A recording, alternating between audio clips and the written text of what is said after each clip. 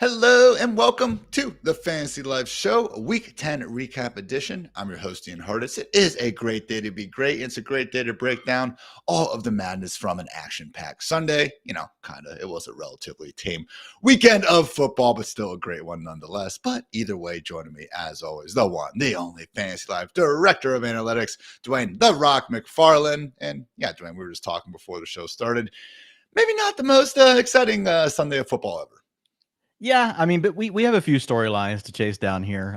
We have some moving parts, but yeah, good weekend, Ian. Got the Christmas lights up, so got that going. Got that done. We are the first to have the Christmas lights up on the block. I'm not normally, trying to compete for that sort of thing, but my wife was really happy about it. Like, we got them up. She looked down the street and she's like, "Oh my God, this is the year. We're the first ones with the Christmas lights up." So it's done. I'm happy for you. I need to buy some Christmas lights and try to get on that game myself, but that is a challenge for another day. Let's kick things off, Dwain, with a Germany-themed edition of Sunday Morning Football. We had the Panthers take down the New York Football Giants 20-17. Carolina obviously covering as 6.5-point dogs. The undercast here at 40.5. Tyron Tracy's overtime fumble effectively ended this one. So Giants do have the number one overall pick if the season ended today, so do not be too hard on your rookie running back Giants fans.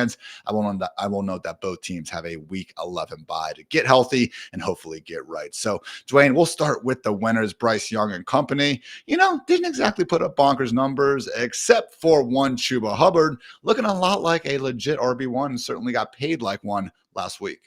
Yeah, absolutely. I mean, we had Miles Sanders also get hurt in this game. They decided not to play Jonathan Brooks, so that led to an extraordinarily large role, even larger than what's he normally gets, which is a really big role for Chuba Hubbard. He had 88% of the rushing attempts today, Ian, and 90% snap share. So I would anticipate both of those numbers coming down. Like if they had Jonathan Brooks available to help spell him, we've got an ankle injury for Miles Sanders, so we'll see what happens with him. But it feels like we're probably close to having Brooks back, but as we've talked about, I think this really is Chuba's backfield until it's proven otherwise that, Jonathan Brooks starts to grow that role.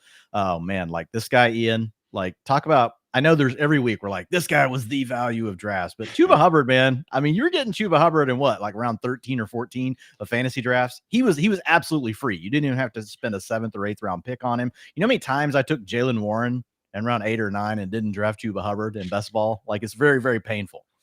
We need to have a serious week-long study debate thing or something next year, Dwain, and just really look at the track record of guys who were injured and when we were drafting them. Because I understand the Jamar Chase situations. Okay, it's a holdout. Yeah. It's not going to happen. He's going to play. That's different. But I just feel like one after another, man, they're taking their time bringing these players back, or the August injury becomes a September injury, and one bad thing after another. Because I hear you, man, but at the same time, when we do try to trust some of these doctors and some of the reports saying that Brooks was going to be cleared by training camp, I'm starting to wonder if that's all just a load of BS that maybe we should be fading to begin with.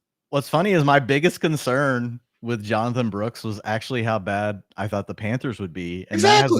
that has not bothered Chuba Hubbard at all. Like that's been a non-factor for freaking Chuba Hubbard. Hey man, just big hat tip to Chuba. I get it. I know why people are upset. You probably shouldn't be spending that kind of money with all the needs that the Panthers have. But Chuba's been playing great. He got paid. He was looking great today. He even had an awkward little spell where I was worried for a minute might have a bad knee injury, but got back in the game and continued to look good. So man, just hat tip to Chuba Hubbard out here, just straight up balling out. Did look bad. That was when he lost his fumble, but did come right back out the next drive and did not seem any worse for the wear. So $153 on the ground, 16 more through the air, and yes, did indeed punch in a short goal line touchdown. So otherwise, not too much going on. Bryce Young got the win, only threw for 126 yards, but no turnovers out there, and did make some nice throws. I thought the deep out to Xavier Leggett, on one of the last drives of regulation was a really nice ball out there. And also, to be fair, had a second touchdown to David Moore, nullified on an illegal formation penalty. So again, bar wasn't high to start the season, but Bryce has certainly been clearing that over these last few weeks. At this point, Dwayne, I think it'd be silly for them to go back to Dalton for the rest of the season. But again, I am not a doctor. We did have Jalen Coker arguably drop a touchdown in the end zone. Did have a team high 8 targets, only caught 3 of them for 41 yards. Also, Xavier Leggett 40 yards, and Jatavian Sanders joined another touchdown. Even got tackled at the 1-yard line on his other reception of the day. So coming out of the bye, we could have Adam Thielen back, but even with or without Thielen, Dwayne, the thing is, just in this Bryce Young-led passing game, I don't think anyone's going to be sliding into our top 36 really anytime soon. Yeah, tough to get too excited. In these 3 games since Bryce Young's been back, yes, playing better. They're getting some wins, but 224 yards, then it was down to 171. This week we had 126 passing yards. So it's hard to get too excited. I will say Xavier Legette had a 100% route participation. I do think his role is the safest, even once Thielen comes back. Jalen Coker is really playing more of Adam Thielen's role. He's operating from the slot 75% of the time. So if we get Thielen back, I don't know that it for sure means that, Coker's just off the field because Jonathan Mingo's been moved on.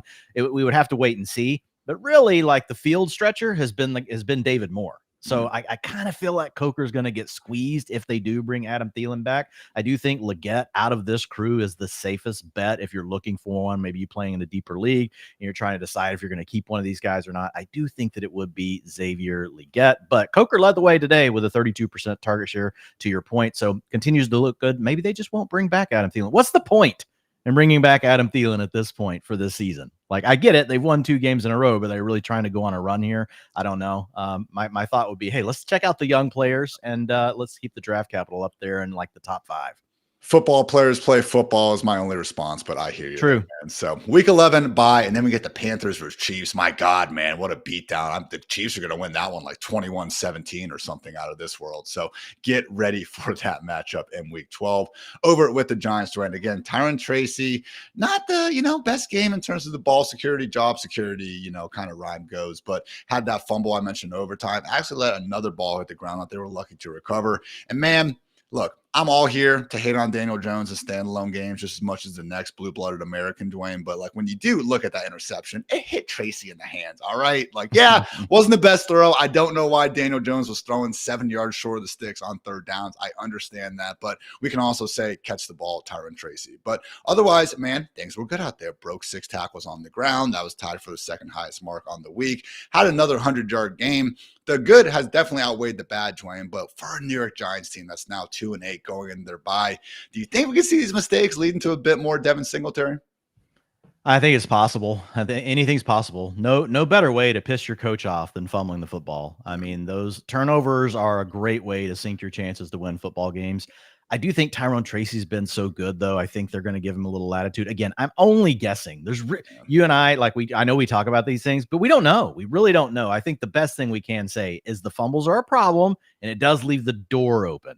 It does leave the door open for a shakeup. He had 55% of the rushing attempts today, 80% of the snaps. So even once the fumbles happened, it's not like they went away from him during the game. We'll see what it looks like after the bye. But I think right now you feel pretty good about having Tyrone Tracy in these 4 games since Singletary's been gone, Ian. He's really looked like a borderline running back 1, worst case, mid-range running back 2. Of course, we are living in a year where there's 17 running back 1s over the last 4 weeks. So it's just pretty crowded.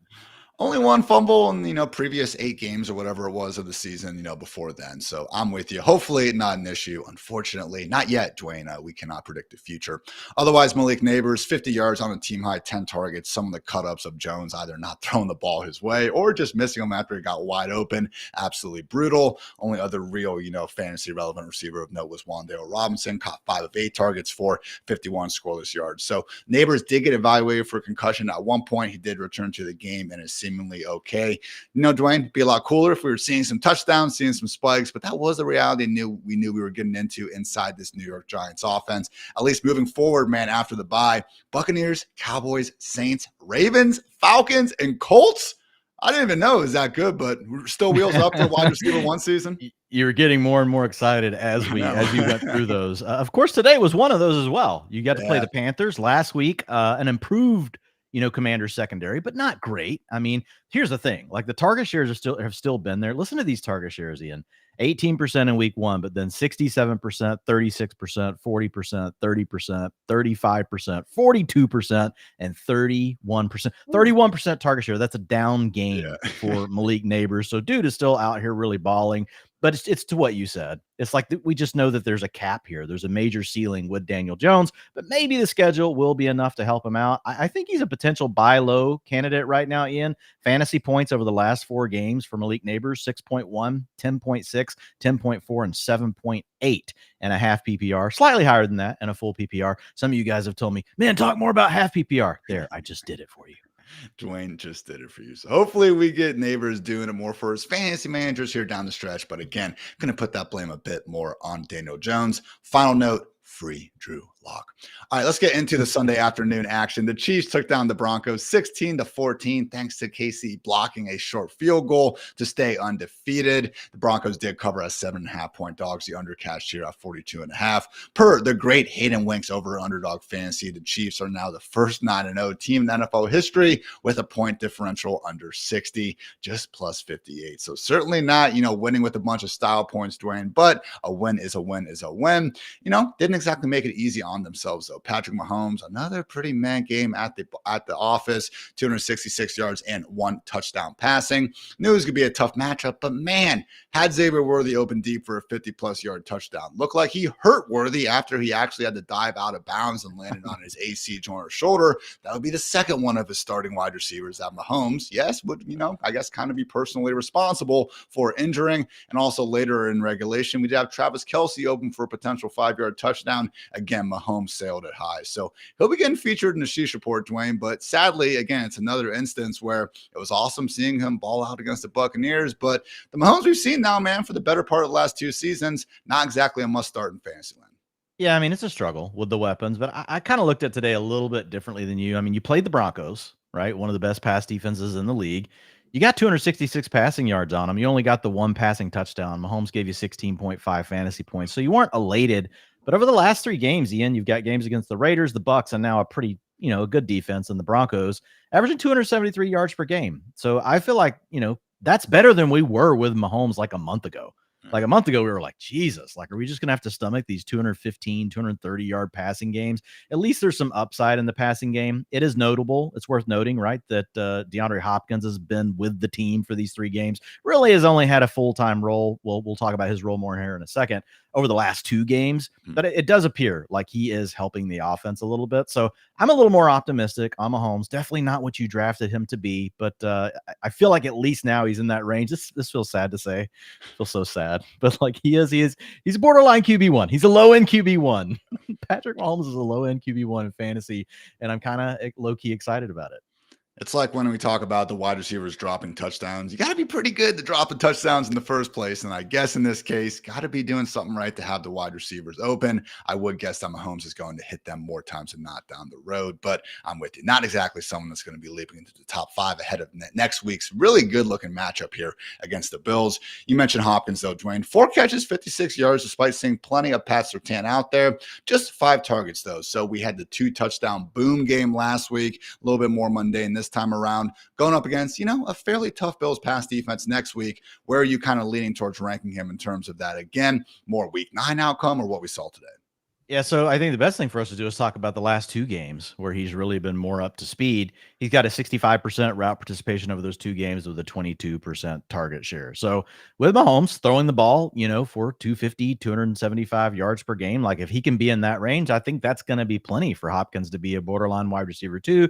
Could give you wide receiver 1 spike weeks. We just can't see Mahomes return back to like that 4-game stretch before these last few games that we've got. That would be really brutal for Hopkins. So I feel pretty good about it. I mean, we would like to see more route participation than this. 65%. And it actually went down this week.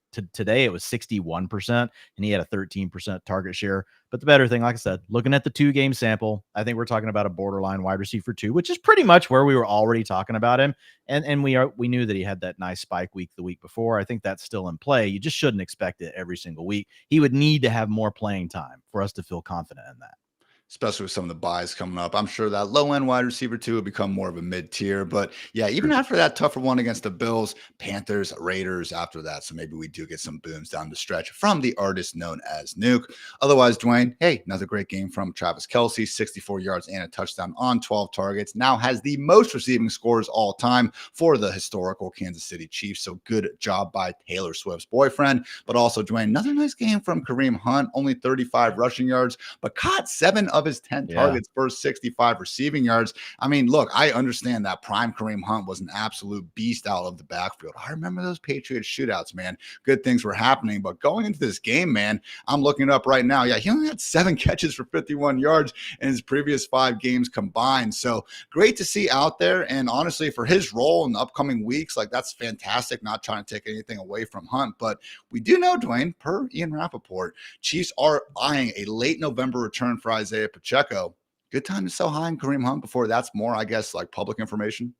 Yeah, I think it is. I mean, it comes down to your team. Like if you're using Kareem Hunt and he's starting for you and you don't have a replacement for him and you're just trying to ride it to get in the fantasy playoffs, like that's a tougher call. Sure. But if he's a guy that you can move and you've got someone else that you can put into your lineup, or potentially you move Kareem Hunt to pick up another running back piece, yes, I would absolutely be all for it. Because here's the thing. I think Kareem Hunt he might have earned, a little bit of a role here, even once Pacheco comes back, but we know it won't be the same. And it most likely will be Pacheco at least as the lead back on early downs once he's up to full speed. And that's going to really hurt Kareem Hunt. And there is a chance that he just strictly goes back to 100% like handcuff status, which we've seen with other guys once the starter came back already this season. Certainly making his work, in the short yardage, and mentioned, I think on Friday's pod, how the Chiefs have one of the best, it is the best success rate in the league on offense going to this one, even better than what we saw in the 2018-2020 season. So yeah, I could see situationally, sure, but also Kareem Hunt boasting one of the worst explosive run play rates of the year will be good for this offense to get Pacheco back here again, hopefully sooner rather than later. So I think that is good on the Chiefs. Again, hopefully Xavier Worthy's shoulder is okay.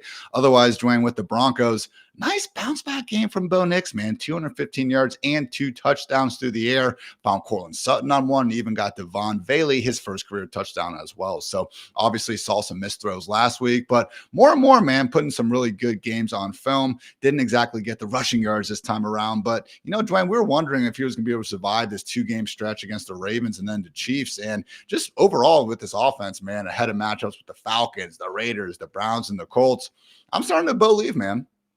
You're about starting to believe. Yeah, I mean, look, he's playing well. I mean, we can't take anything. I mean, he had a 73% completion rate today against one of the better secondaries in the NFL that can really cause has caused other passers to struggle. I mean, only 215 passing yards today, only 223 last weekend against one of the worst defenses in the league and the Ravens. So it's like nothing to get like super excited about, in my opinion, in fantasy, but it is one of those guys that's in that, we've talked about it already multiple times, high-end QB2 territory. And if you get the right matchup, then you add on the rushing ability, then there are games where we could get excited about him. He's someone that you could be sliding into your lineup. To your point, especially with the bye weeks on the horizon. With other Broncos rookies, Audric Estime, Dwain, when Sean Payton says something, apparently it's a bit more real than some of these beat reporters. Estime to have 14 carries for 53 yards on the ground, only saw 3 touches for Javonte and 2 for Jaleel. So obviously that's good news. And, we saw him make the most out of those opportunities to an extent out here in a tough run game matchup. But are you buying it, persisting moving forward? Again, we'll have to see. It's only one game, but tell me the future. Man, come on.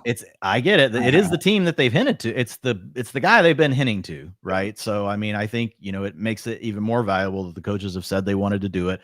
The reporter probably just broke it a week early, to be honest. They were probably already hearing this stuff. And then Sean Payton comes out and actually says it. So I guess he tries to do it, but essentially he took over Javonte Williams's role. Like the dude came out here today and he had 64% of the rushing attempts, and there was only 5% for Javonte Williams. Javonte Williams had 29% snap share, mostly due to passing downs, 30% route participation. So Estime led the team in snaps, led the team in rushing attempts with 64%. Now it only gave you 5.3 fantasy points. But yeah, this is a guy that's probably on a lot of your waiver wires. Like I know if you're playing in a skank league, he's already been gone. You don't need to tell me about it in the comments. I understand. But 90% of America doesn't play in skank leagues, right? They play in leagues where a guy like this is available. The question is, could Audric Estime get to a point, Ian, where he carves out enough to where we really feel like he's the main guy in Denver? My one challenge is like Sean Payton constantly feels like he wants to have 2 other guys involved. And we're talking about an offense that doesn't necessarily have a high ceiling. So I think even if Audric Estime, say this role sticks, like what's the best case we're probably looking at? like a borderline running back 2. That's kind of where Javonte was, low end running back 2. So that's what I would say. He probably moves into that range where Javonte was.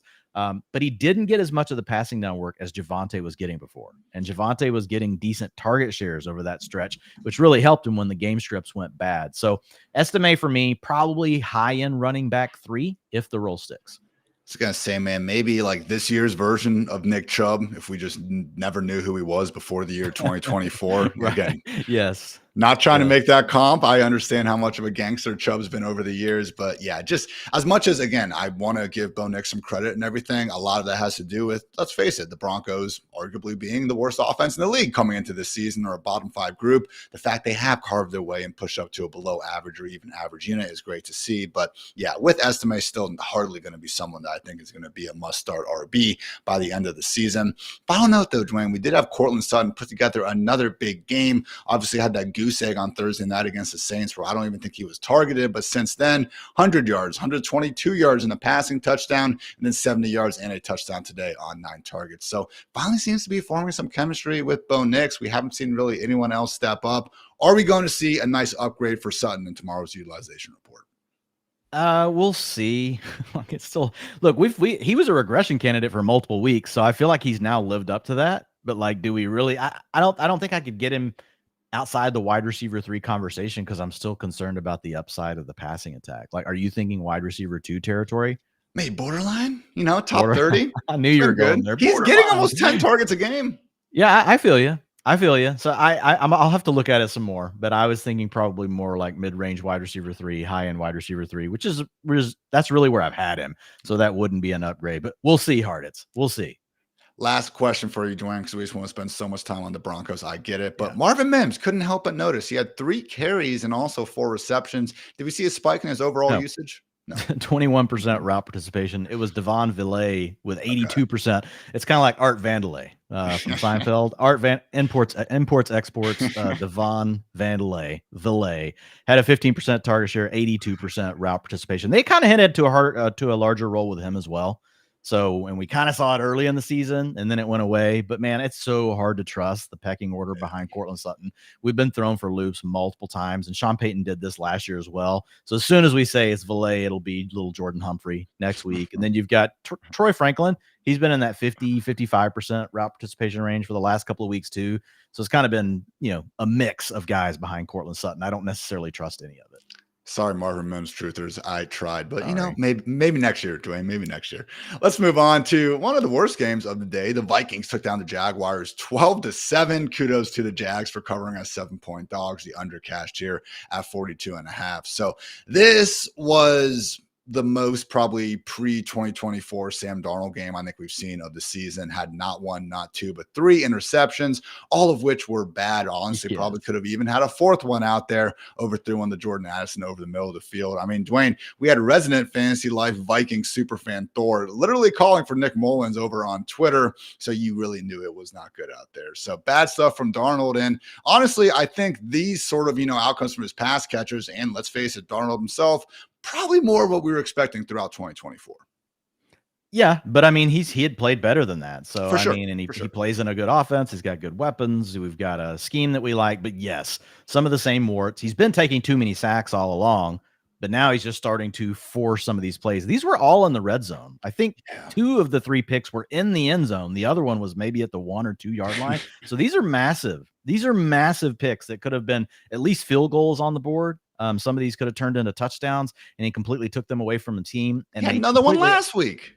Yeah, yes. Well, he's been doing this for multiple weeks, actually. I think the week before he might have also had an interception in the end zone. I know the week before he also had, the missed call where the defender hit his face mask or grabbed his face mask. But still, Darnold was holding on to the ball too long then, and that ended up being a safety, right, with the whole game on the line. So I don't know that he's necessarily the quickest processor. I think if he's got a clean read, he picks up the read right away on the play.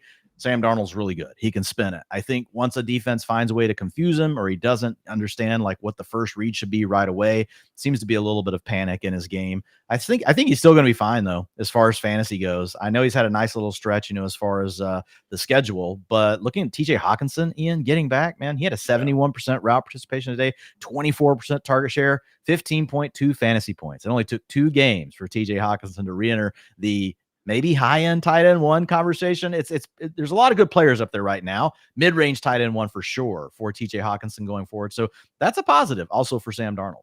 I mean, we're certainly, I know this week kind of Evan Ingram was our consensus tight end 5, may move him down a little bit after we had, again, various news items later in the week, but I certainly want Hawkinson ahead of Ingram the rest of the way. I mean, I think we can talk about Hawkinson versus Njoku. Maybe he's not quite cracking that top 4, but maybe he is Dwain. I mean, he was a tight end 2 in PPR points per game last year. Didn't look any worse for the wear. And I mean, he had that performance today, even with Josh Oliver still finding his way into 6 targets and 52 Josh yards. Oliver was balling.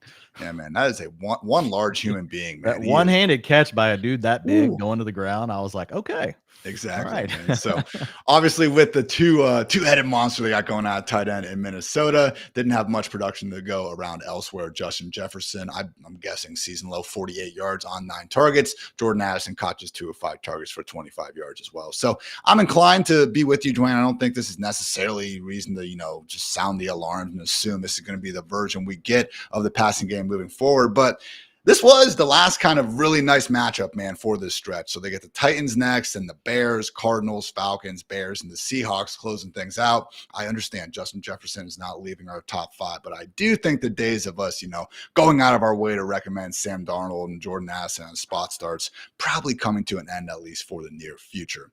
Last thing to really talk about in this Vikings offense is Aaron Jones. Now, I thought it was a knee injury initially because he was being carted off the field, but in fact was a chest issue and apparently did return at the end of the game. Obviously, great thing. He's been playing great all season long, had over 100 total yards in this one. But Dwain, if we do see that maybe it was a case of adrenaline more than anything and Jonesy could be missing week 11, Cam Akers, the man that everyone should be prioritizing on the waiver wire?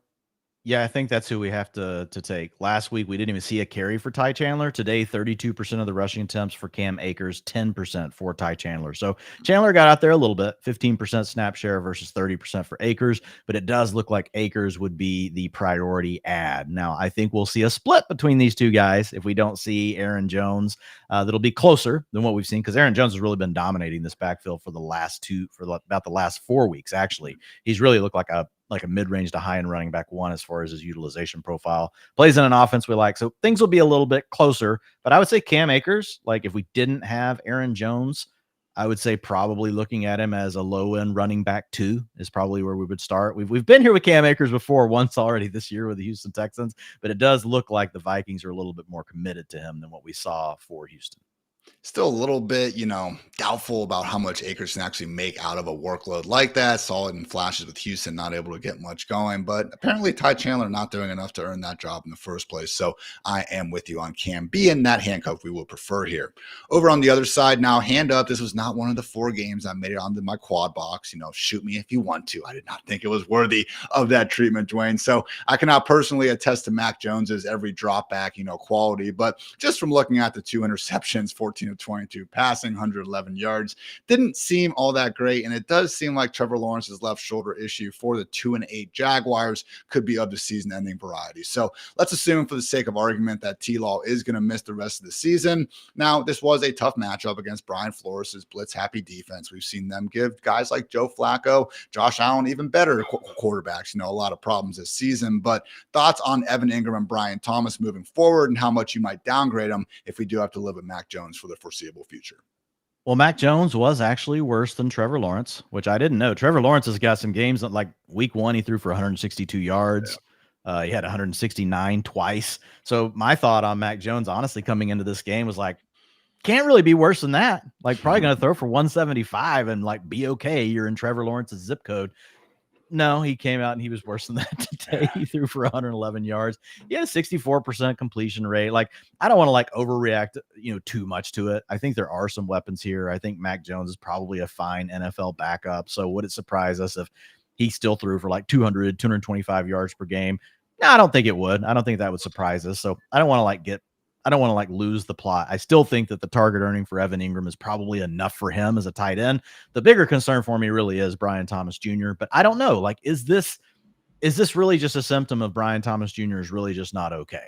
Right now, he's playing through a tough chest injury. He's playing he's not leaving the field. I mean, over these last 2 games, despite, leaving the game before that, with an injury, right. 93% route participation, but just a 14% target share. So it wasn't just a Mac Jones thing. This also happened the week before with Trevor Lawrence under center as well. So BTJ, I do worry about the most. I think Ingram can still survive again, just because if you have a tight end, they get 7 or 8 targets a game. Like, it's just going to be really hard for him to not be a top 6 tight end, even if your quarterback is not good. But you know how it goes at wide receiver. Like, you've got to have someone that can deliver the ball down the field, like unlock that potential for the wide receiver to really make those big sort of plays. Because like BTJ is not living on just trying to get 5, 6, 7 targets underneath, right? He's trying to do work downfield. So I think we'll have to see another game from Mac Jones. I don't want to completely panic. Mac Jones had a few quality moments as a Patriot, and he never really had good, weapons around him. He also had some terrible moments as a Patriot, but he didn't have very many good weapons around him. So I don't want to like get too ahead of myself just because really Trevor Lawrence had already been so bad, man. Yeah. Ingram, I do think his low 8-out role protects him a bit from lower quality quarterback play, similar to what we see with David Njoku in Cleveland. So don't think we're going to have Ingram in the top 5 next week or moving forward, but also would be surprised if he is falling out of the top 10. Since Christian Kirk's injury, 85% route participation, 28% target share for Ingram. Yeah. So I think he's pretty safe no matter what. He does lose a little bit of the upside, but some of that's due to, like you just talked about, Hawkins and some other guys that are kind of climbing. Cade Otton passed him. So there are other guys that I think we prefer, but Ingram is still like, he's a quality start at tight end. Brian Thomas, I know we were talking about him knocking on that wide receiver 1 door, maybe even beating the freaking thing down, but yeah, probably more so boomer bust wide receiver 3 until, again, we get some evidence that those booms are still capable, particularly while he continues to play through the pain. Only last point here, Dwain, would be a backfield that did go back to Travis Etienne. He did have a couple nice runs early, actually got tackled just short of the 1-yard line, and then got vultured by Mac Jones himself on a pair of quarterback sneaks, but, was not overly involved in the receiving game, nor was Tank Bigsby. And again, just in this offense, especially ahead of next week's matchup in Detroit against that feisty Lions front 7, man, I'm really going to have a tough time giving Etienne or especially Bigsby at this point the nod and close start sit decisions. Yeah, this really went Etienne's way, but Bigsby got hurt on the first drive. He also Bigsby had a 24-yard rush called back due to penalty on the first drive. So I don't know for sure if this was injury related. No one ever came out and just said that Bigsby was done. Like, he came back in the game, so I know he came back.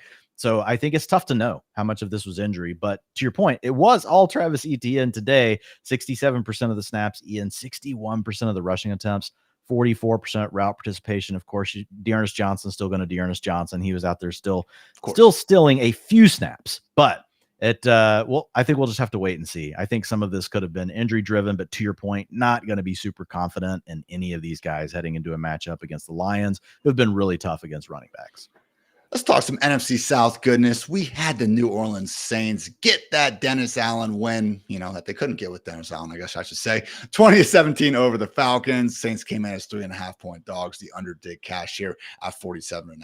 So Derek Carr, Dwain, you can talk about Marquez Valdes-Scantling not finding that chemistry with Aaron Rodgers or Patrick Mahomes or Josh Allen, but you give him Derek Carr, man, and good things happen.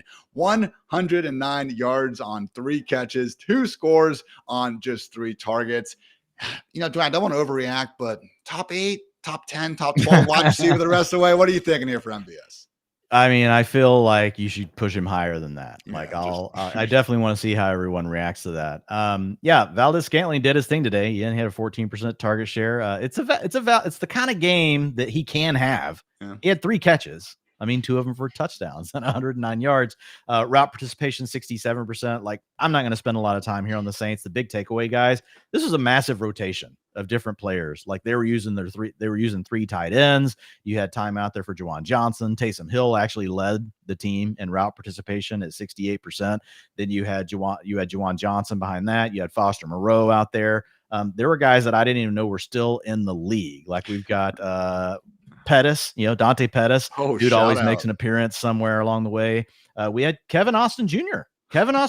out there with a 48% route participation. So this wide receiver room is an absolute wreck right now without Shaheed, without Chris Olave. The guy that had been really leading it, Tipton, like, he had a 59% route participation, but didn't have a target. So I think it's just really tough to trust. This offense is all about Alvin Kamara as well as Taysom Hill.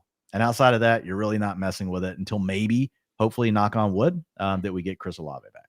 Could be, but we also had Cedric Wilson out of this game before today. Yep. He was someone that was getting a lot of these routes. So no, sadly, we cannot be trusting him. But hey, shout out, man. I've given Derek Carr a lot of crap. That bomb he threw to MVS first, man, with the 3 trailing coverage defenders. That was a beautiful throw out there. So always said, man, and it is a bit of a backhanded compliment. But if the NFL ever fully does go into a 7-on-7 touch football league, Derek Carr can be a franchise quarterback out there. So sadly, did not get a 3rd touchdown today because our one true RB1 king, Alvin Kamara, dropped what would have been a walk-in 55-yard touchdown at the end of the game. So still wound up getting over 100 total yards, still has had a great year, but yeah, certainly would have been a lot cooler if Alvin had found a way to come down with that one.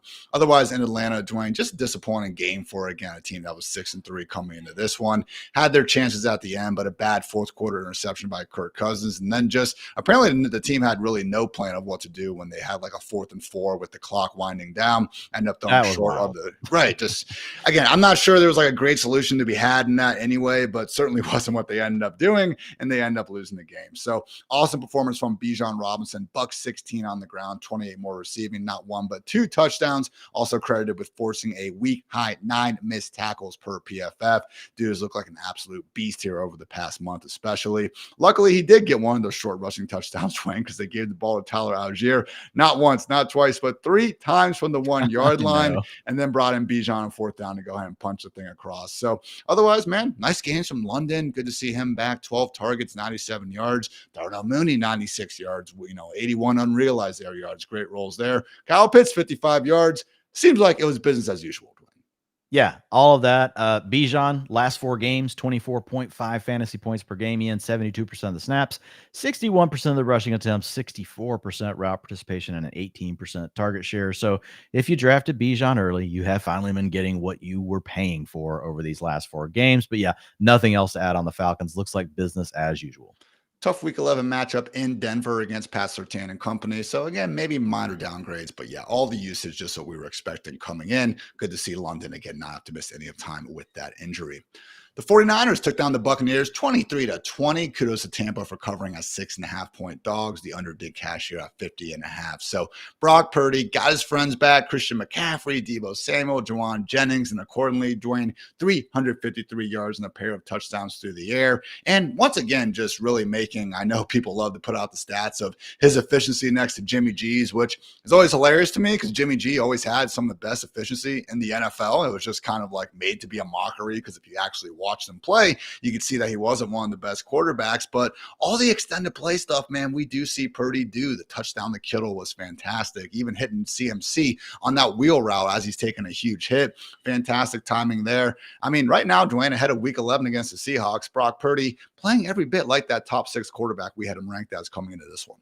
Yeah, I mean, the man's averaging 273 passing yards per game right now after you tack on the 353 he had today.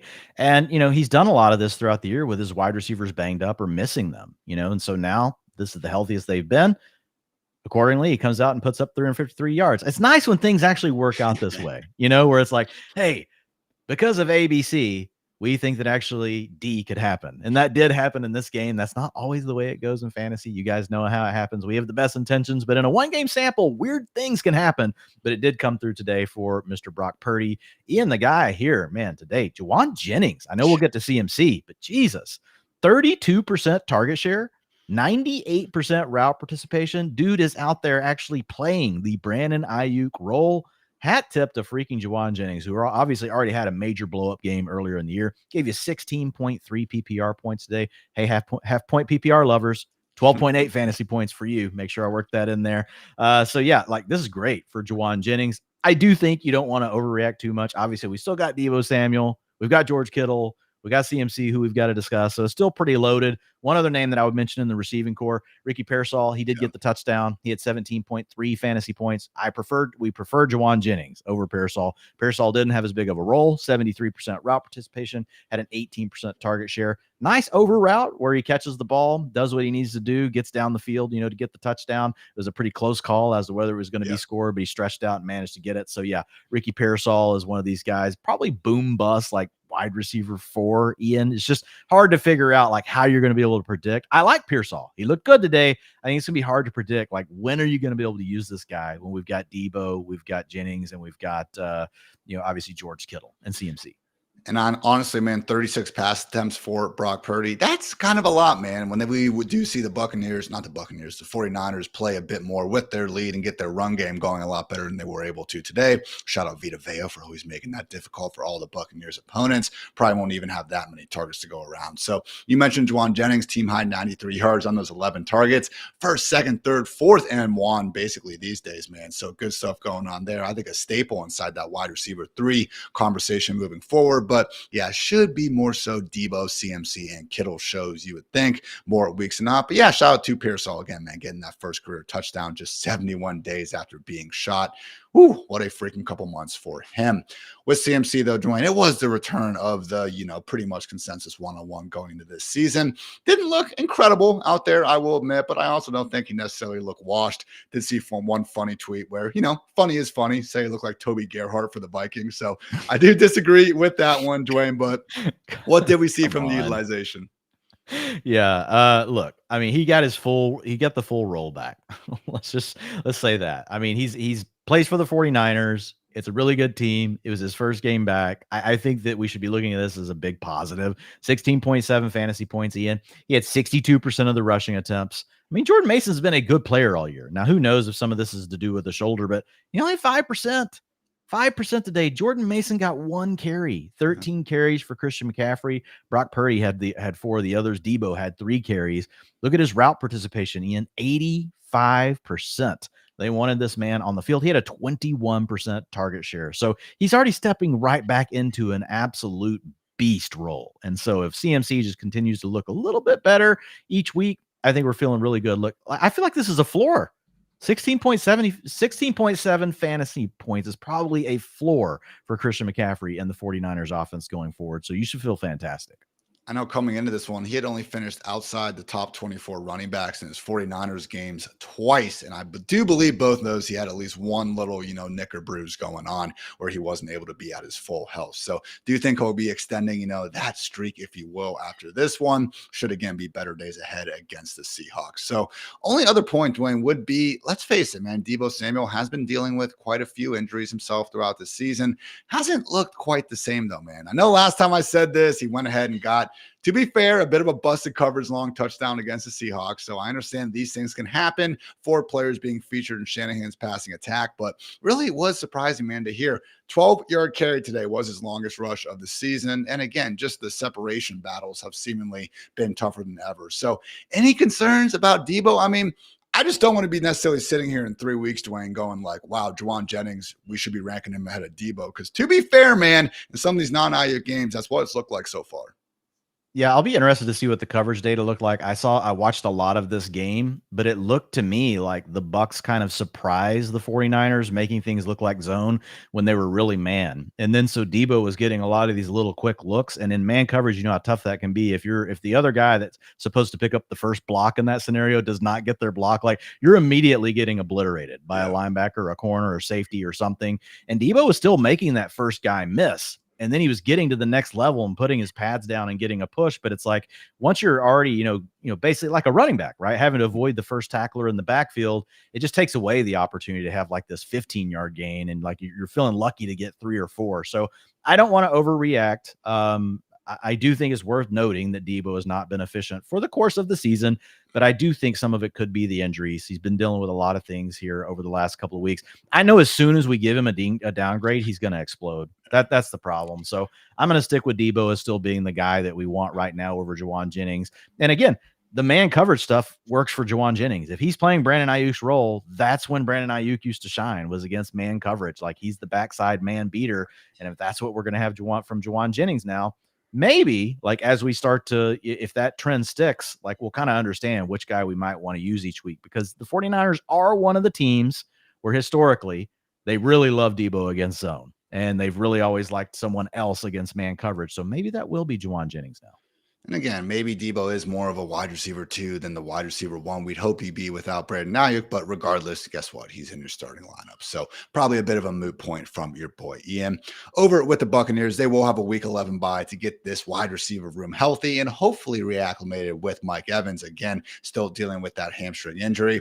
This was pretty much, Dwain, I thought the game we were going to have from Baker Mayfield without his top 2 wide receivers a bit more often. Just 116 passing yards and a touchdown on the afternoon. Did still have some great plays. I mean, my goodness, that stiff arm on Nick Bosa, getting him back from that flag play on that Browns 49ers primetime game from like 5 years ago. Great 4th down conversion there. Set up the game tying field goal and everything. But again, only so much you can do when you don't really even have a true wide receiver 1 out there. So what did we see, I guess, Dwain, from these pass catchers? And do you think that we can still trust Cade Otton even with the probable return of Mike Evans down the stretch? Yeah, I think Cade Otton's going to play the Chris Godwin role, for the lack of a better way to put it, right? He's the guy playing inside. They're moving him around. They were calling that kind of the F player in the offense. So I think Otton's going to be the dude. He naturally lines up on the inside anyway. So I think you're going to be fine. And I think ultimately getting Mike Evans back brings the ceiling back to the offense. You're going to lose a few targets to Cade Otton, but we already saw earlier in the year that this is an offense where we can be highly condensed, really around 2 players. I think the guy that it potentially hurts the worst, but it'll be interesting to see how it plays out. But Rachaad White, man, like this dude really over the last 3 games with these injuries to the wide receivers, he's been the running back 2. Bucky Irving's been getting more of the rushing attempts. But really, Rachaad White's been the wide receiver 2, behind the wide receiver 1, which has been Cade Otton, as tight end. So Rachaad White has been really, ever since I did the meme, of the girl Anna from Frozen with the frozen hands when they talked about the hot hand approach. I'm like, yes, look at Rachaad White's hands, freezing cold. No. In these 3 games, like he's definitely proven me wrong.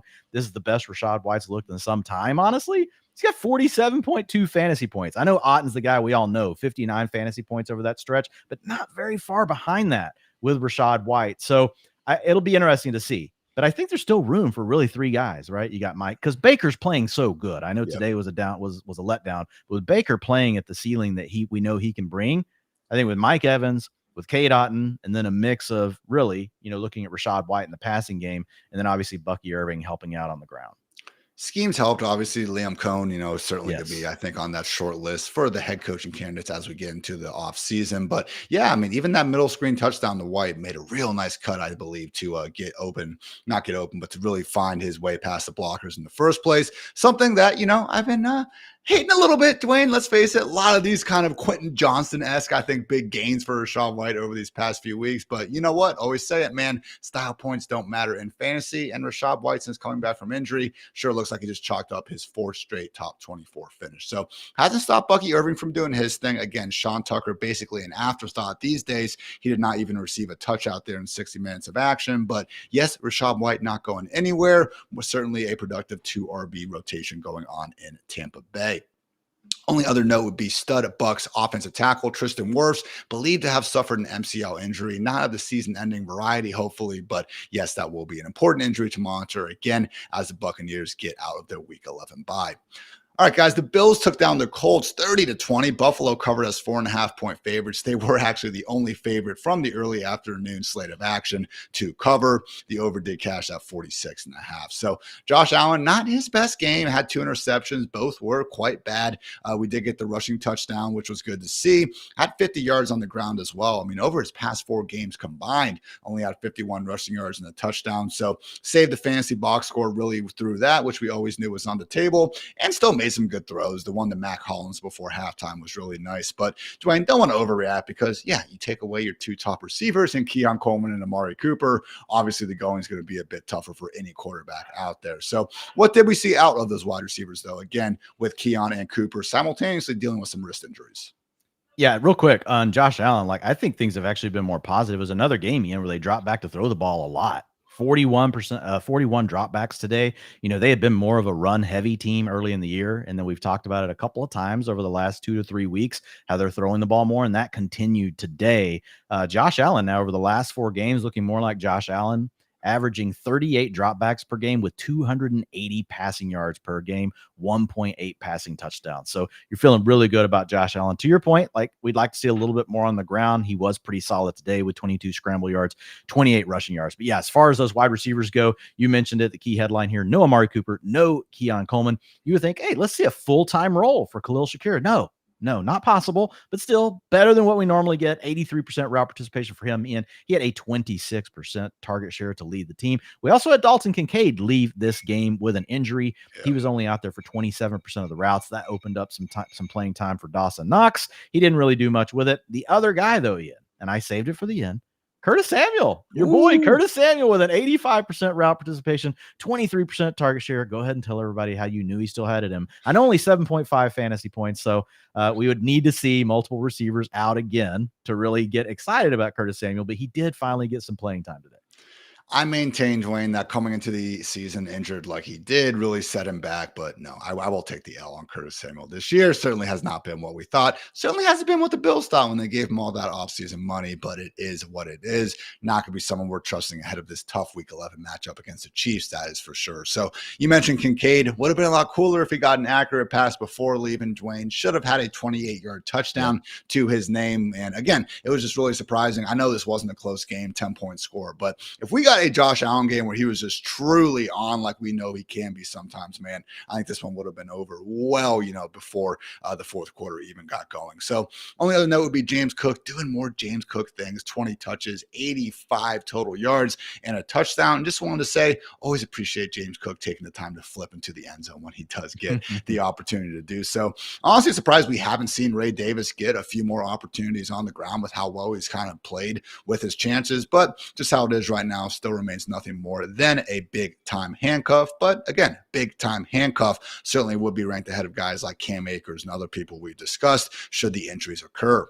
Over with the Colts, Dwayne, Joe Flacco was never playing this bad before he got the full-time starting job. Maybe it's like the pressure of now having a little bit of pressure, not just, freewheeling, playing with house money and stuff. But yeah, man, 3 interceptions. Only one of them I think you could somewhat excuse. It was a screen where the defensive tackle made a nice play. But you know what? Almost had another freaking pick six out there that the guy dropped. So also took 4 sacks and lost a fumble. Still got 272 passing yards and 2 touchdowns. Could have had a third. I'm not sure if it was the same drive, but Josh Downs dropped a 9-yard score. So, hey, Dwayne, and end of the day, Coach Shane Steichen said, until I say otherwise, Joe is a starter. So as long as Joe's a starter, even if it's not great for the Colts, even if it's not great for Anthony Richardson, still pretty nice for these wide receivers. It's good for the receivers. And have you ever, I'm trying to remember a time where I remember a player, especially a starting quarterback, that looked more sleepy than Joe Flacco looks all the time. I swear to God, the man's about to fall asleep on the field.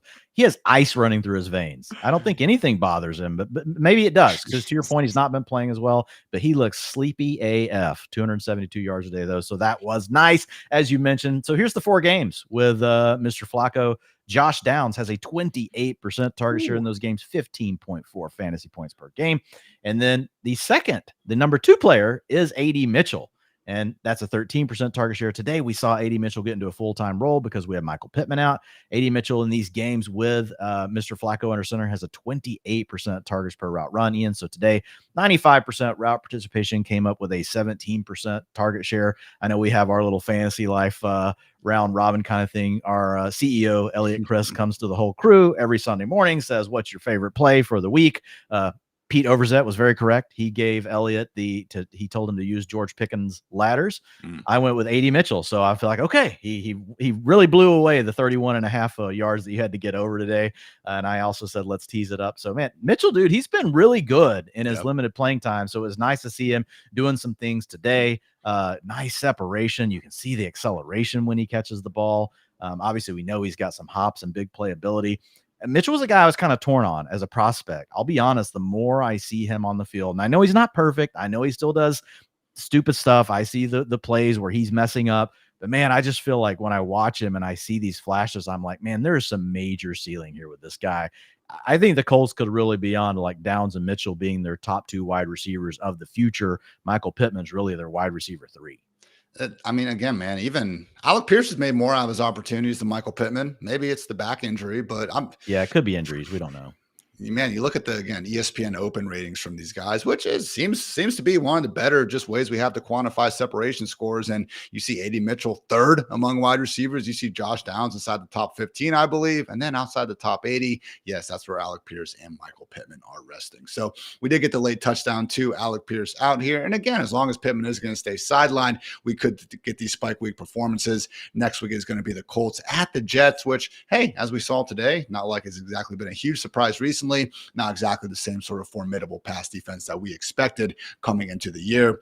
Elsewhere, Dwain, Jonathan Taylor looked really good, just ultimately didn't find the end zone, which is going to limit the fantasy production. But buck 14 on the ground, including a 58-yard jaunt that, again, really showed that he is fully recovered from some of those earlier season injury issues. So hopefully better days ahead, especially as long as Flacco is out there, man, because as much as, again, maybe the efficiency ticks down just a little bit, I do think getting some of those checkdowns, which he caught 2 of today, and more importantly, those goal line rushing opportunities, again, should be cashing sooner rather than later.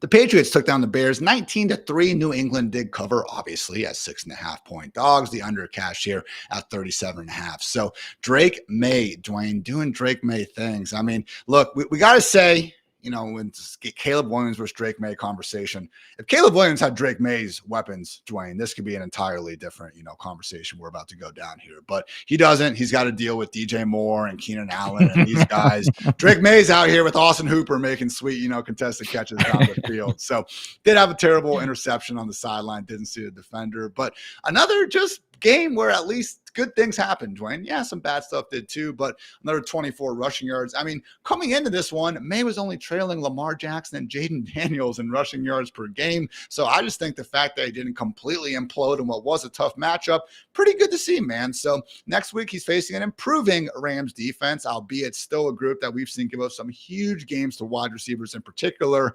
Is there a pass catcher that you think we can get behind here down the stretch with Drake May playing, again, at least a decently good version of football? I think it's really tough, man, to find one to get behind. I wish we had one.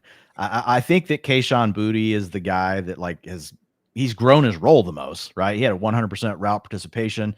Today he had a 26% target share. So those are big positives for him. So I would say that, like, if you're playing in a deep skank league, Ian, and you're looking for a stash play, Kayshon Boutte, you know, skank Boutte, that's the one that you want. Demario Douglas, you know, still playing in the slot. We never know which games they're going to use more 2 tight end, if they're going to use their 11 personnel. Today at a 22% target share, but only 62% route participation. So it's pretty tough after that. And the rest of these guys, it's just hard to say. Like, they rotate them all so much. The guy that, you know, we had kind of been, you know, watching, you know, over the last several weeks had really been Kendrick Bourne. And then he just kind of disappeared today. Didn't really do anything. So it's hard to like anyone behind Kayshon Boutte as well as Demario Douglas. And even with them, it's tough to get super excited because Drake May, to your point, making the best of what he has. But I mean, 206 and then 184 passing yards over these last 2 games. Now, 2 tough matchups, Tennessee and the Bears. We saw against the Jaguars, 276. We saw against the Texans, 243. So he could bounce back once he has some better matchups, but definitely playing better than Caleb Williams. I don't think there's any doubt about that. I think the Patriot that's benefited the most from having Drake May back under center is actually running back Ramondre Stevenson. Even though he didn't have a big day today, 8.7 fantasy points in a PPR setting, he's kept the game scripts close, Ian, and that's really helped Ramondre. Ramondre today, 72% of the snaps, 59% of the rushing attempts, 62% routes. So earlier in the year with Jacoby Brissett, they were getting in these blowout scenarios, and that was pushing Ramondre off the field. So I think as long as May's out here helping keep the team competitive, Ramondre gets the upgrade. He's the easiest player to upgrade. Like, again, Boutte, long shot kind of guy. You play in a deep league, fine, stash him. But Ramondre's really been the biggest beneficiary on the offense. Didn't get in the end zone today because when they did score, it was just a short 2-yard touchdown to Jalen Polk. But yeah, different simulation. I'm sure Mondre actually does have a much better day in the office. So manifesto last week, Dwain, I said my top 3 quarterback streamers for the next, month or so of action. Number 1, Justin Herbert. Number 2, Russell Wilson. And number 3, Drake May. They get the Rams, Dolphins, Colts, and the Cardinals over these next 4 weeks. Would you agree with that order? Or do you think that May's rushing upside could actually push them even higher? I think that's a good 3. I mean, I would have to look at the rest of their schedules, but I do agree with you on the basis of like potentially having. We saw a guy that ran for 95 yards 2 weeks ago. Right. So I mean, that's a ceiling that's hard to find out of many quarterbacks. So I can't really disagree with it. I don't know that you have it in the wrong or right order, but I like the 3 that you have. Definitely those 3 in some way, shape, or form. And definitely not Caleb Williams, Dwayne, who is now leading a Bears offense that has gone 21 straight possessions without a touchdown. So took 9 sacks today. I know the offensive line sucks. I know the play calling sucks. And maybe together, yeah, that is enough to do this, man. But oh, this is brutal, Dwayne. I know they were playing the Jaguars, the Panthers, and the Rams, and we had that nice stretch. But we have seen this offense look good for stretches. He was like number 1 quarterback in EPA per dropback for a good solid 3-week stretch of the year. Opponent be damned, man. And now we're looking at someone that going up against the Packers next week, man. If you want to rank them, 28th or whatever last is, how am I going to complain about that? Yeah, I mean, look, I already gave up on Caleb. Like, I don't see the point. You know, we had the show this weekend on the ranks, you know, with Freeman and I kind of battling that one out. Like, I get that the ceiling is there, but man, the floor is so low, Ian. I mean, here, listen to these last 3 games in fantasy points: 9.9, 9.2, and 6.3. I don't have time for that. I don't have time for that from my quarterback in my fantasy lineup. So yeah, I don't really want to be messing with Caleb Williams. We cut him in a lot of the leagues where you and I co-managed together. We replaced him with Russell Wilson. You know what? I feel fine about it. I'm sleeping like a baby without Caleb Williams on my fantasy roster. Not saying that he's not ever going to be good at football. I think, look, he's a rookie. He's going through some things. They got play caller issues. They got a lot of issues. But man, Ian, he should be able to do more with DJ Moore, Rome Odunze, Keenan Allen, Cole Kmet. Cole Kmet was essentially the Cade Otton of last year. Like, the dude came out and like had these stretches of big games. So Caleb just doesn't have any excuses, in my opinion, because that's too many weapons to keep turning out these terrible performances. And we're talking about a player right now, Ian, that over the season right now, he's averaging 198 yards per game, 1 touchdown per game, and 5 of his 9 starts he's thrown for under 175 yards. Like, that's just terrible. And I know Shane Waldron Seahawks were 17th in scoring last year. What were they in total yards? I don't know. Sorry, this is great. They had the 3rd most. Is that true? They had the 3rd most passing. Oh, that's true? This year. No, I'm sorry. I'm looking at this year. I was like, I don't think that's true. I think you're looking at this year. Confirmed, not true. That would have been freaking crazy, everybody. Okay, yeah, they are a much more believable 21st in total yards last year, Dwayne. That makes more sense. But again, it's so easy to blame this whole thing on the offensive line, but we do have some extra stats, man. The pressure to sack rate has been horrific. Yeah. When you take 9 sacks, you assume the quarterback was under pressure 30, 40 times. He was only under pressure 14 charted times today, Dwayne. That's a horrific. You talked about this with Caleb and coming out that this was a potential issue. And guess what? It was a potential issue for Jaden Daniels as well. And he improved. Now, I'm not saying Caleb hasn't improved at certain times. Nate Tice does some great work throughout the week, showing all the responsibility he has pre-snap and some of the failures his offensive line has done for him from that aspect. I get it, man. But again, one of the things I looked up in my 32 Facts article last week was just pressure rate with average time to pressure included. And you see some teams like the Raiders, like the Seahawks, like the Browns, where yes, it's a really high pressure rate, but it's also a really low time to pressure. They're getting pressured immediately, and it's just, all hell is breaking loose. The Bears actually have the highest, aka the longest average time to pressure on the season. So again, maybe that's more so the receivers not separating. Maybe it's the play calls. It's one disaster of factors that go into it, Dwayne, but we can't just sit here and say Caleb is not contributing to that disaster when we have stuff like this going on. So, man, DeAndre Swift couldn't even overcome it today. 65 scoreless yards. Keenan Allen still is not 50 yards in a game on the season. DJ Moore hasn't done it in a freaking month. Roman Dunze has the 2 nice booms, but otherwise a whole lot of nothing. And you already mentioned Cole Kmet. So going up against a Green Bay rested Packers defense next week, Dwayne, I mean, I guess DeAndre Swift will probably still be in the top 24. Is DJ Moore even going to be in the top 30 though? No, I don't know. I don't want to play any of these players outside of Swift. No. I mean, Swift, again, like, you're going to get down days, even whenever you're getting, the touches. His touches are still there. You can't trust any of the rest. We have no clue what's going to happen with the rest of these guys. So they all had a 23% target share today. So they split it up equally. Guess what? Equally splitting something up is worth whenever you can't throw for 200 yards. Jack shit. It's not worth anything. I mean, we can't use these players. DJ Moore, like I think it's a good question. Like, what are we calling him? A boom? I think he's a boom bust wide receiver 4. I think we just have to be real with ourselves. And what's Keenan Allen? Like, he doesn't really have boom. He's a high floor wide receiver 4. Is that a thing? Ceiling flex? I think we're out of the wide receivers. Just got that flex designation. And Romo Dunze is only a stash play. Yeah, it's bad, man. And Cole Kmet is a cut. You could just cut Cole Kmet right now. There's no point. We would never wish anyone to get fired, but if it happened to happen to Shane Waldron, I don't think we would complain. So let's get away from that organization, Dwayne. The Steelers took down the Commanders 28-27. Dangerous now 3-0 as a starter. Pittsburgh entered this one as 1.5-point dogs. The over did cash here at 45. So another, again, just really all the good stuff that Russ has done over the years is coming into fruition each and every, game, and all the bad stuff seemingly is in the past, man. Again, not 1, not 2, but 3 touchdowns, 1 each to George Pickens, Pat Frymuth, and a lovely, fade down the sideline to Mike Williams for his first career touchdown, 32-yard variety with the Steelers. And yeah, man, even the interception, it was 3rd and 14. They dialed up a long shot play and ended up effectively being an arm punt. Thank God George Pickens touched the guy because he basically ran it back 40 yards initially. But yeah, man, like that wasn't a problem. So great stuff from Russ. They get the Ravens next week, Dwayne. I mean, with Russ playing this good and focusing the overwhelming majority of his target share on George Pickens, I think we have a wide receiver 1 in Pittsburgh. Yeah, I think, also Russell Wilson right now playing like a low-end QB1. I mean, he scored 25 fantasy points, 14, not great, but then he gave you 18 again today. Like, Russell Wilson's playing really good. 195 yards passing today, but really, like, he had like 45 at halftime. They really made some adjustments. They came out, they were clicking in the second half. Russ looked much more like what we had seen in the previous 2 games in that second half. So whatever adjustments you guys made, Arthur Smith, hat tip. Nice job with the adjustments.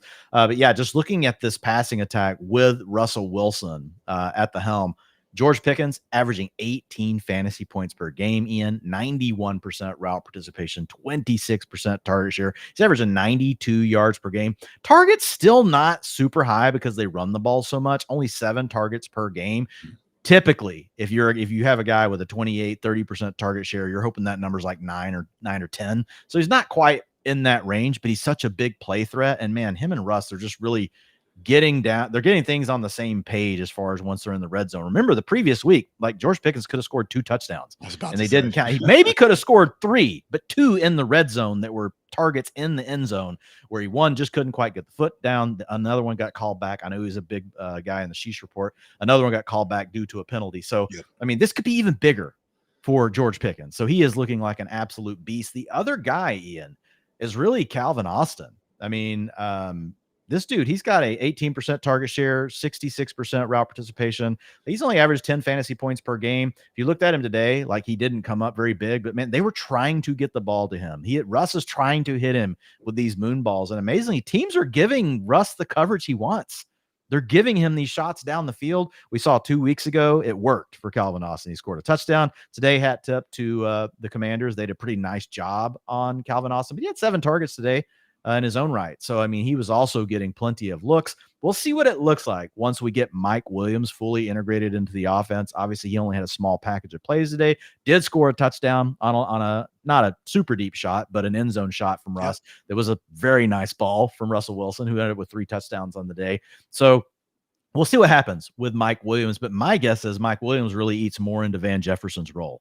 I think they really like what they see with Calvin Austin out of the slot. Still not quite where you want him to be, Ian, as far as like a guy that you could start all the time because he's not getting enough routes. More a guy I mentioned because if you're playing, underdog pick 'em, whatever your choice is that you like to play. Like today, the guy's line was set at 21. That's what it was at. I mean, that's too low for how much we've seen, Calvin Austin get. He didn't get there today. I think he had 20 yards, so it makes it sound bad. But, like, he had 7 targets. Like, he totally should have been there. And over the last 3 games, I mean, he's averaging well over that. He's fast, man. Like, you do see him once he gets the ball in his hands, even going back that Chargers game earlier this year where he took that slant to the house, man, the punt return on Monday Night Football a couple weeks ago. The dude does make some good plays. Shades of Tyler Lockett, man. I know it's a small, fast receiver comp, so, I mean, I'm being a little lazy with it, but Russ has the ability to lay it on him. And again, I don't think we're ever going to be recommending him as a surefire locked in wide receiver 3 or anything. But, Dwayne, we're living in a world right now where we're getting a freaking unfortunate late injury scratch every other, primetime game out here. So when you look ahead to the schedule, man, this was one of the reasons why Russ was, again, and still is one of the recommended QB streamers to help get you guys through the buys. Ravens, Browns, Bengals, Browns, Eagles, and the Ravens to round out here this fantasy season. So good stuff there from Russ and company. Hopefully more fireworks on the way from this passing game. Otherwise, Wayne would just be this backfield, which did welcome back our one true king, Cordero Patterson. Got the touchdown for Najee Harris. Jaylen Warren finished 1 yard away from punching one in himself. Unfortunately, lost a fumble just as he was about to do so. What did we see from this three-headed committee led by, again, your favorite Arthur Smith? Yeah, so Najee still led the way, clearly 53%, of the rushing attempts, but it was a little closer. 35% for Jaylen Warren, but 8% for Cordero Patterson. My one concern with CPAT is, does he essentially come back and take away the snaps they had regained from Justin Fields not being in the lineup? Yeah, anymore? that kind of makes sense. I feel like we're probably going to see 4 to 5 opportunities per game for Patterson healthy. That's essentially what we were getting for Justin Fields, somewhere between 4 and 7. So maybe not the full effect we were getting from Justin Fields, but just enough to be a nuisance. Jaylen Warren's really the big story here. Najee's been doing his thing. It's been fine, but Jaylen Warren now really over these last few games has been locked into the lead passing down role.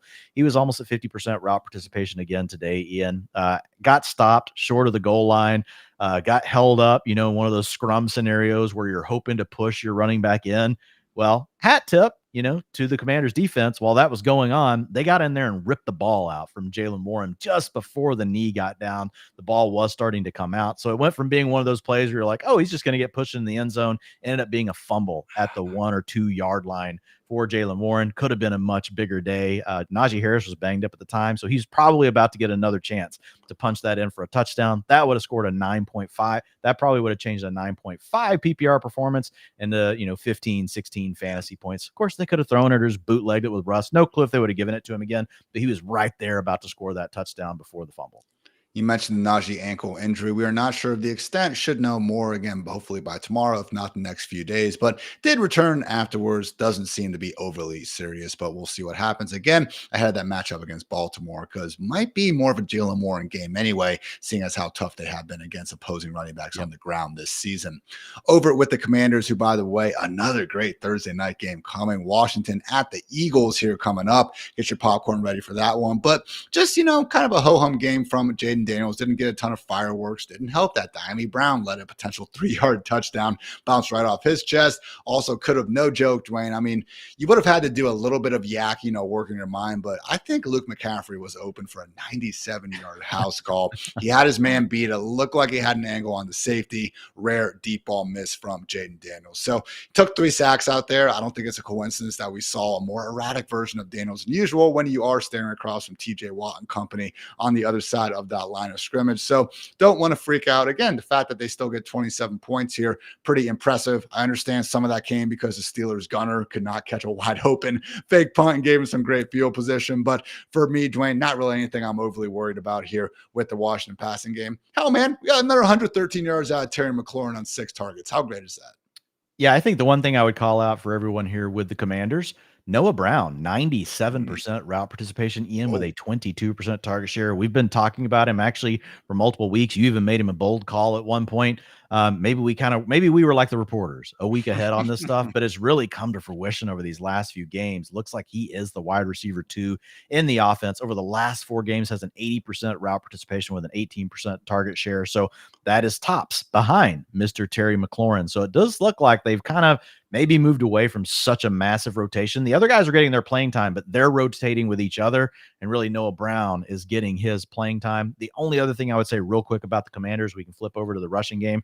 We have no clue what they're doing, man, when Brian Robinson is out. So now we've got 4 of these games. Essentially, one of them was with Brian Robinson just having a small role. We've got 3 games where he's been out. Austin Eckler comes out and gets 70% of the snaps today, 59% of the rushing attempts, 62% route participation. So we've had 2 games where Eckler's pretty much got it all. And then we've had 2 other games where they've rotated in Jeremy McNichols much more in one of them. And then another one, it was McNichols plus Chris Rodriguez, making it a 3-way backfield. So there's something going on here with the matchups. And if you think about the Steelers, really good in the front seven, bigger players. So maybe they didn't want to try to bang the ball inside as much. Maybe they wanted to spread things out, and that was a better fit for Eckler. I haven't had a chance to dig into it, Ian. And even if I do figure it out, it doesn't mean that it will be something that holds in the future. So right now, I'll probably just middle it. If we find out Brian Robinson's going to miss another game, like I probably won't go all in on Austin Eckler, but I also won't just assume that it's going to be a committee, give him a little bit more work. So just really tough to decipher how the Commanders are going to handle their running game each week in games where we don't have Brian Robinson Jr. Eckler obviously saved the day with those 2 short touchdowns, but yeah, man, not seen a ton of receiving work for him really all season long. So hopefully, again, for his sake, as long as Robinson does remain out, we do see, again, hopefully a little bit less of Chris Rodriguez like we did today. So Brian Robinson, again, was limited throughout the week. We heard Dan Quinn say he was optimistic and then had that big fat DMP on Friday and ultimately was ruled out. So not exactly overly optimistic, Dwain, ahead of this short week here against the Eagles. So I think that is about it here from Washington. Yeah, guys, unfortunate L, but you're still 7-3. And some might even say that was not a very good spot, I believe, on the Zach Ertz reception at the end. Otherwise, might have even had another late game miracle. So still 3 late afternoon games to get to, everyone. First, though, a quick word to our friends over at DraftKings. A chill in the air, leaves falling to the ground, and football every weekend. That is what fall is all about, and you can make each weekend even more exciting by getting into the action with our partners at DraftKings, the #1 place to bet on touchdowns. And right now, all new customers who bet $5 will instantly get $200 in bonus bets. All you have to do is download the DraftKings Sportsbook app and sign up using our promo code FANTASYLIFE.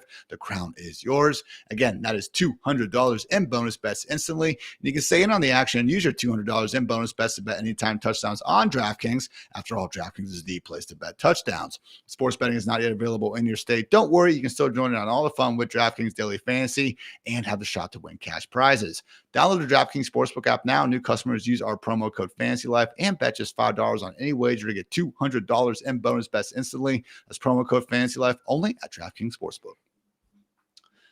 3 late afternoon games, Dwain, none of which were particularly close. And the first one that ended early, Chargers took down the Titans 27-17, covering as 4-point faves and cashing that low over-under at just 39.5.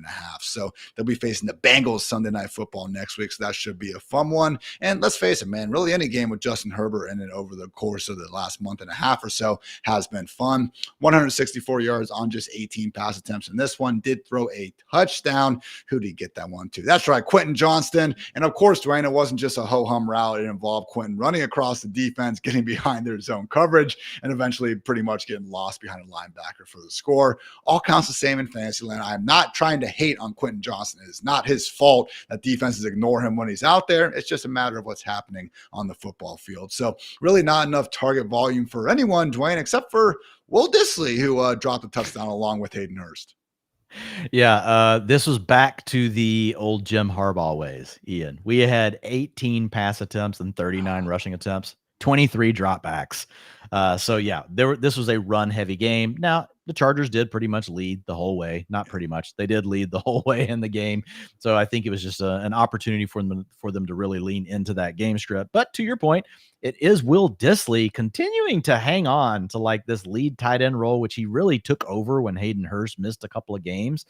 So nearly 70% route participation today, but a 33% target share. Of course, I don't know, maybe a high-end tight end too the rest of the way, getting this playing time. But I think the other thing here, and we've talked about this, since the bye week, we've really seen more passing from the Chargers.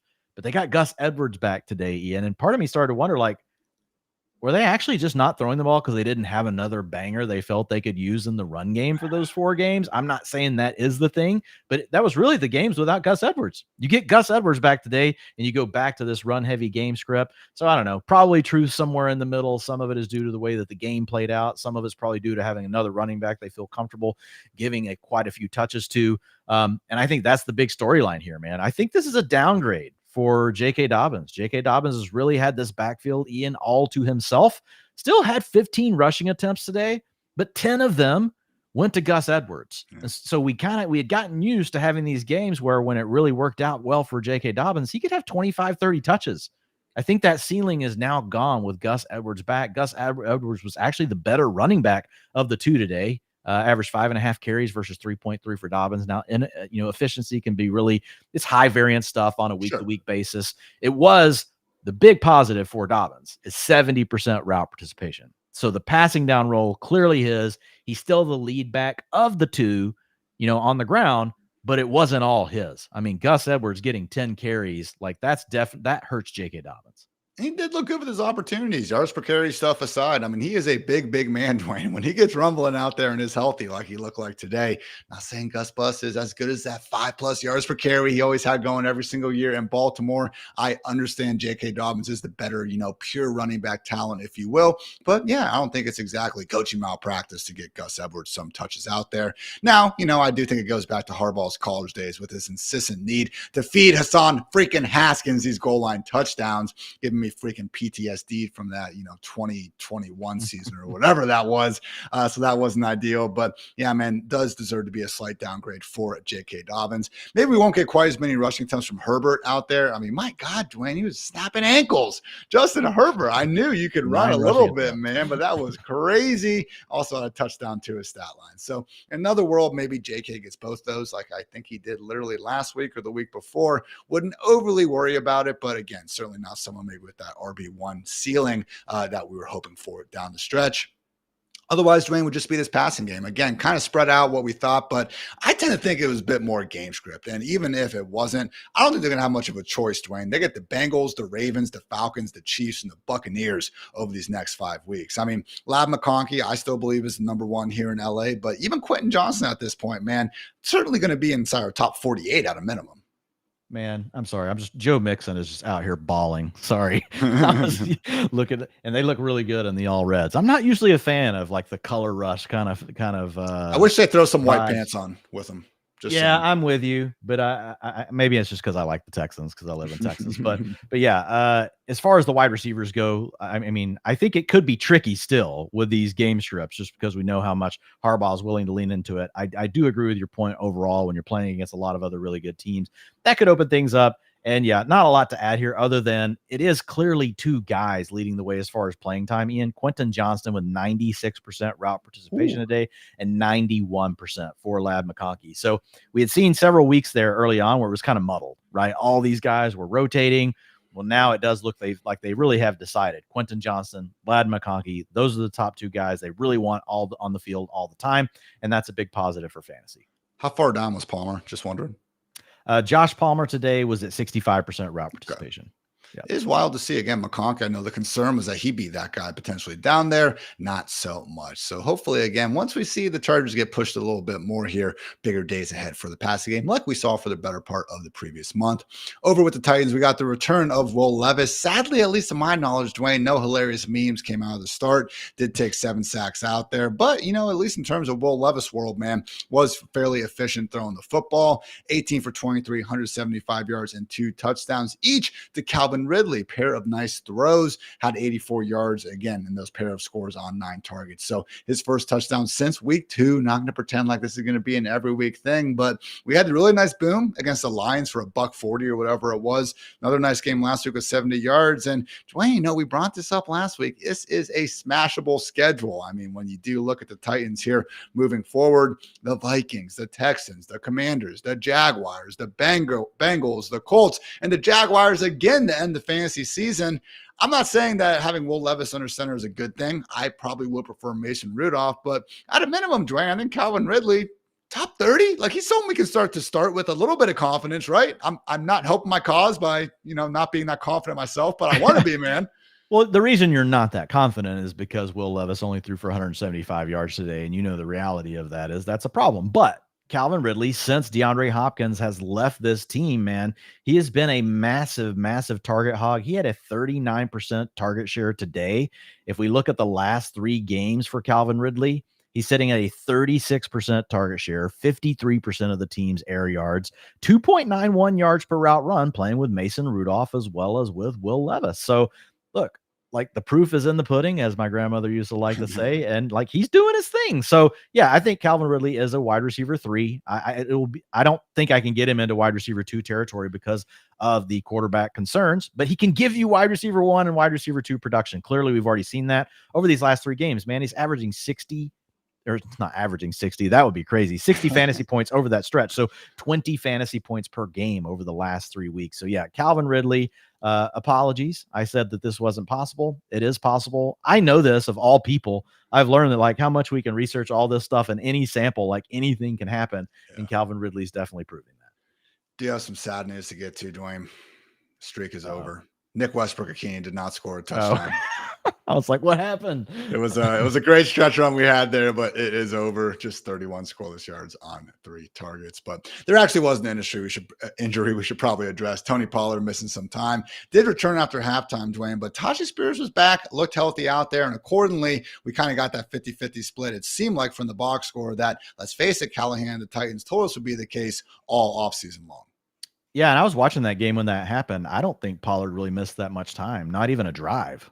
He was pretty much right back out there, unless he then missed a drive later due to it. But 62% of the sorry, that's wrong. I still got this on 9, 8 and weeks 9, 8, and 10, looking at the DeAndre Hopkins splits. So yeah, 43% of the rushing attempts today, 33% for Tyjae Spears. To your point, Spears also looking really good. Averaged 6.7 yards per carry today, 7 attempts for 47 yards. We already know that this guy can be a nuisance out of the backfield as far as, drawing some targets and making big plays there as well. And we heard all offseason, even into the early season, even once the season was going, that they really wanted this split to be closer. So it is something to be mindful of with Tony Pollard. We'll see if this was really more to do with the injury or if it was more due to this is really kind of the backfield they wanted. 53% of the snaps still to Pollard. So a slight edge there, Ian, 47% for Tyjae Spears. So I think this is one we're just going to have to wait and see, but we will have to downgrade Pollard because we don't know for sure if this is more to do with Tyjae Spears or to do with the injury. And in that case, like I'll be a little bit conservative with the way I'm going to project the backfield as far as Pollard is concerned. 2 more games, everyone. We had the Cardinals take down the Jets 31-6. Arizona came in as 2-point dogs, hilariously enough. The under did cash, though, at 46. So Kyler Murray, just when everyone starts writing him off and hating on him for, let's face it, some deservedly bad passing performances. I mean, what did he throw for last week against the Bears? 125 yards or something like that. Was not pretty. Goes out there to Dwain and completes 22 of 24 passes, even set the franchise record with 17 straight completions. So 266 through the air, had 1 passing touchdown, a beautiful fade to Marvin Harrison Jr. Honestly, probably should have had a second one. Trey McBride sadly could not haul in his first touchdown of the season. Did seem like it was a catchable enough ball. So ran in for 2 touchdowns. Of course, I'm talking about Kyler still. I mean, what a performance, Dwayne. And right when we kind of thought maybe those top 5 QB fantasy, heights were off the table, well, you put them right back on there. Yeah, and I mean, we've always known that the upside was there due to the rushing ability, but really it's been so inconsistent in the passing game. I mean, he's still averaging 206 yards for the season. This is his 3rd game with over 215 passing yards. It has been rough. Exactly. So I think you got to kind of I think this is just an outlier game at this point, but you could say in the last 3 games, he's got a game where he threw for 307 against the Dolphins. Had a real stinker against the Bears, who are a good defense, at 154, but then comes back with 266. So 2 out of the last 3 games, he's been over 250. So maybe we need to give him a little bit more upside in the passing game. But still, it's hard to get away from the fact that he's only averaging 206 yards per game for the season. So I don't think that suddenly just everything is fixed for Kyler Murray.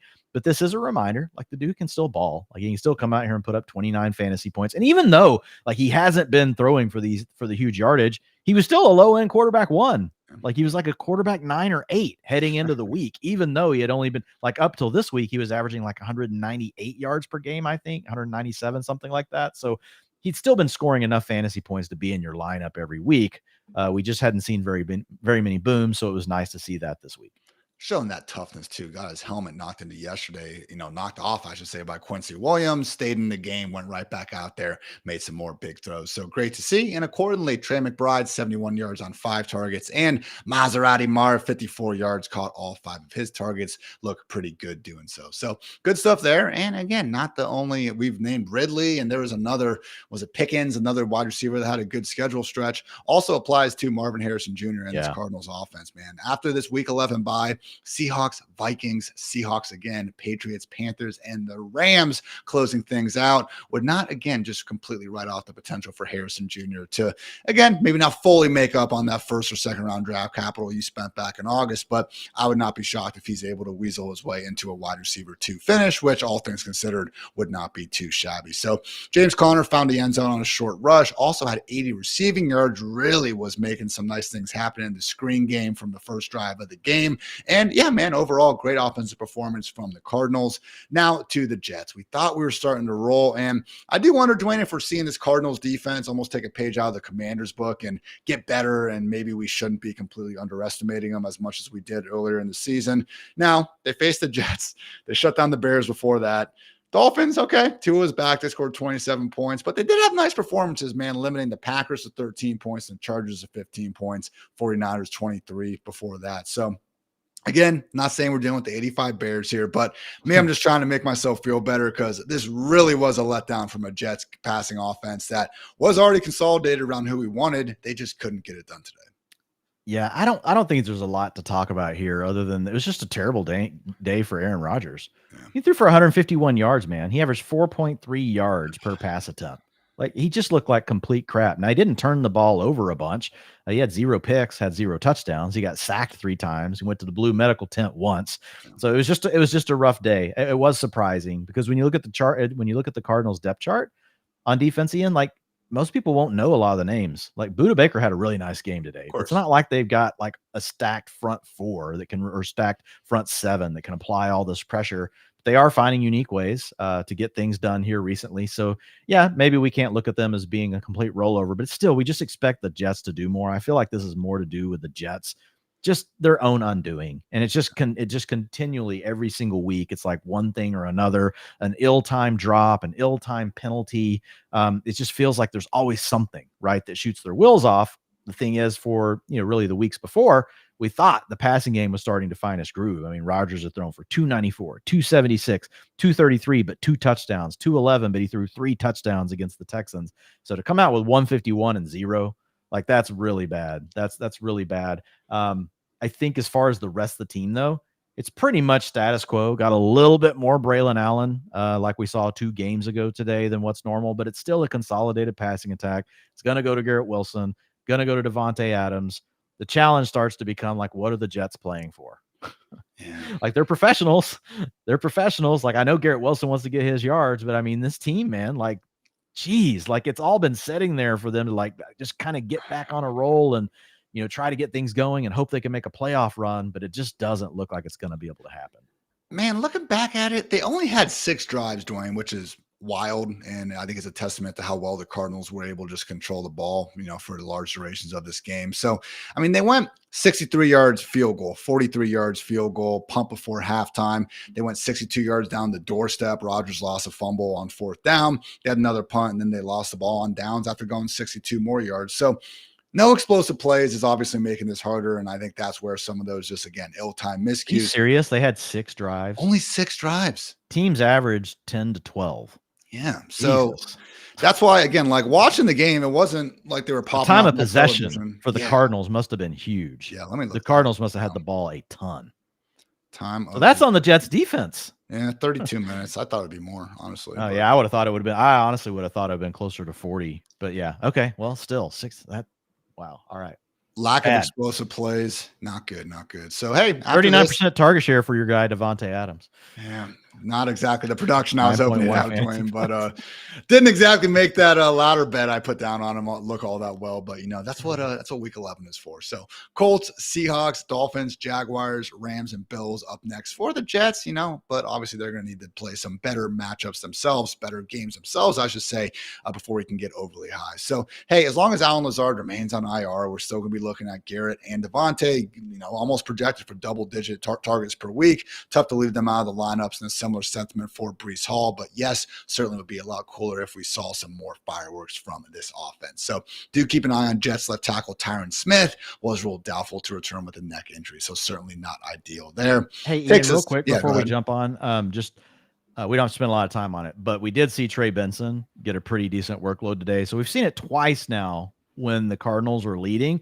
they actually did let Trey Benson have more of this closeout role. So just Yeah. really more of a note for James Conner, like that you don't quite have the ceiling we used to have, where even in this sort of game, he might be able to give you 30 fantasy points because they're letting Trey Benson get out.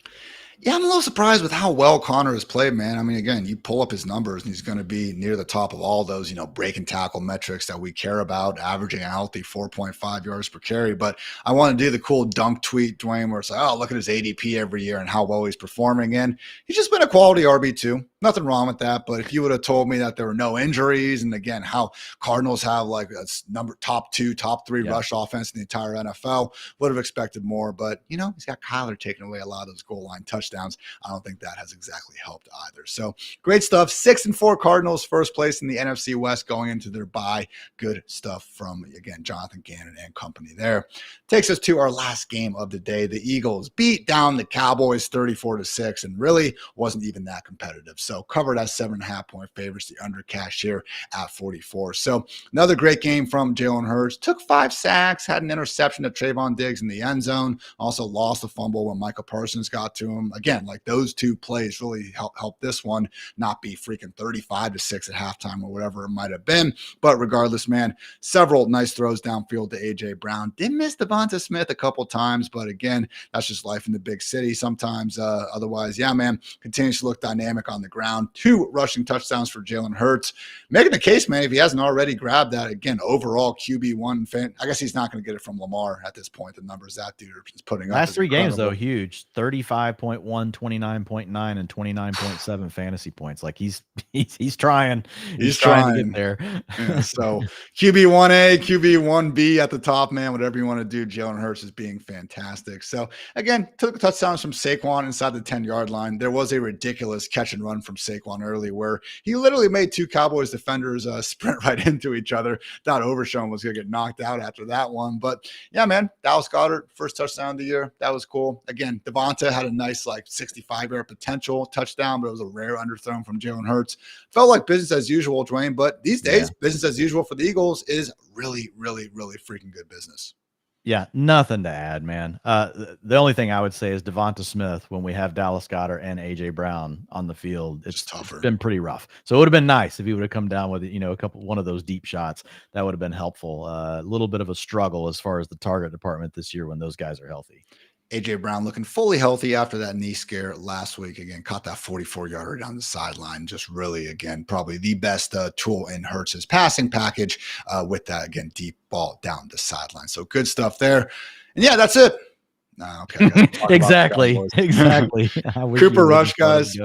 45 passing yards from Cooper Rush. That is the lowest single game total from a quarterback with 20 pass attempts since Peyton Manning in 2015, when he was basically, throwing with one arm at that point. So, hey, Dwain, it was Peyton Manning and those Broncos won the Super Bowl.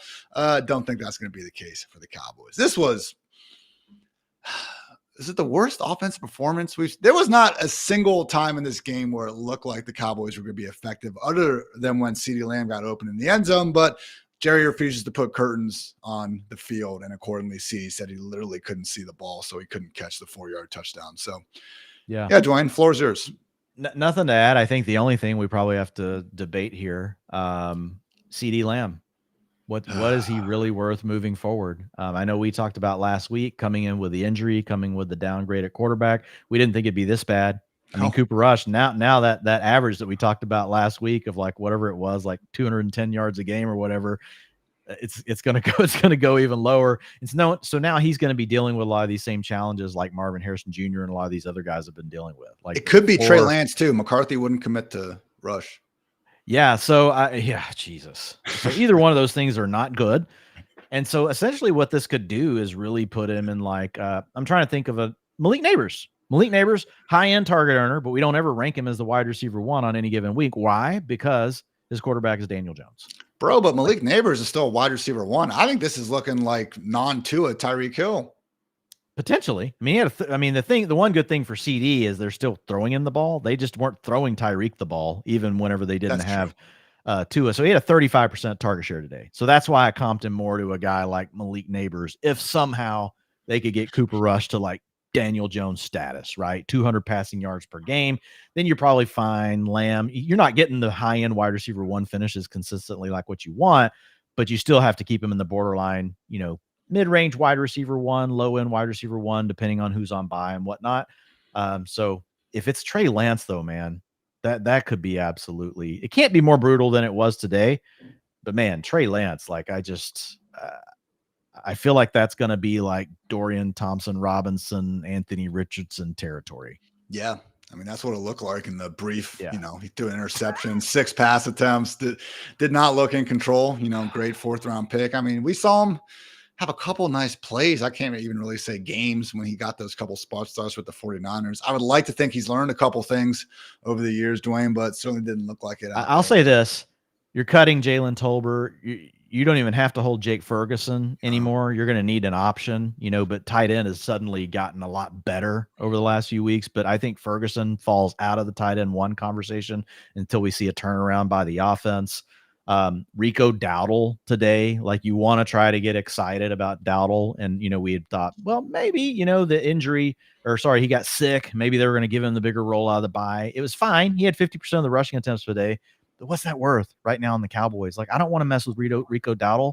Like, he's a low end running back 3, probably. He's going to be, we're going to be ranking Dowdle basically as the last running back who's not a backup on their own team. And we'll even have some backups probably ahead of him, honestly. Yeah. So this is really bad. This is really bad news. It obviously will not be this bad. There's no way they can throw for like under 50 yards again. So it can only be better. Come on. But we have seen a lot of offenses struggle and be in that 150 to 170 range, and that could be the Cowboys. 49 team passing yards on 29 attempts. That's insane, man. Let's end this show. Let's end this show. So appreciate you guys joining us as always. Let's go enjoy some Lions versus Texans Sunday night football. And just, keep on trying to ignore the Cowboys existence, at least for the time being. So Dwayne's going to have some utilization goodness ready to go for you on Monday morning over at FantasyLife.com. And make sure you keep an eye out for the critically acclaimed award-winning utilization report, which has been getting published usually midday to later evening on Mondays. So we'll be sheeshing on Tuesday, but otherwise just have a great freaking end